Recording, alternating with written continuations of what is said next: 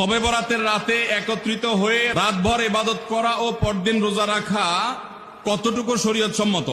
ভাইরা আমার, শবে বরাত উপলক্ষে রাতভর একত্রিত হয়ে মসজিদে ইবাদত বন্দেগী করা কোনো হাদিস দ্বারা প্রমাণিত নয়। এবং দিনের বেলা যে রোজা, এই রোজা শবে বরাত উপলক্ষে না, এটা হলো শাবান উপলক্ষে রোজা।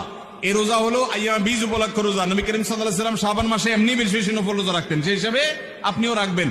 আবার আইয়াম বীজ 13, 14, 15 রোজা রাখতেন, সেই হিসাবে রাখবেন। আপনি আল্লাহর ক্ষমা, এই রাতে আল্লাহ তাআলা বান্দাকে সাধারণ ক্ষমা ঘোষণা করেন, হিংসুক ছাড়া, মুশরিক ছাড়া। এই রাতের এই ফজিলত পাওয়ার জন্য আপনি চেষ্টা করলে সেটা ভালো, আল্লাহর কাছে ক্ষমা লাভের চেষ্টা করবেন, কিন্তু বেদাতি কোনো পন্থায় না। অনেকে বলে যে এত রাকাত নামাজ, অমুকটা অত সূরা এত রাকাতে পড়তে হবে, এগুলা মন গড়া কথাবার্তা, এগুলার কোনো ভিত্তি কোরআন হাদিসে নাই। আবার অনেকে মনে করে হালুয়া রুটি খাইতে হবে, আতশবাজি করতে হবে, আলোকসজ্জা করতে হবে। শবে বরাতকে কেন্দ্র করে যা হয় তার বেশিরভাগই বেদাত এবং ভুয়া, মন গড়া ভিত্তিহীন, এগুলার কোনো অস্তিত্ব কোরআন হাদিসে পাওয়া যায়। আল্লাহ আমাদের সবাইকে সুন্নাহ মেনে চলার তৌফিক দান করুন। আমরা সুন্নাহ মেনে চলবো।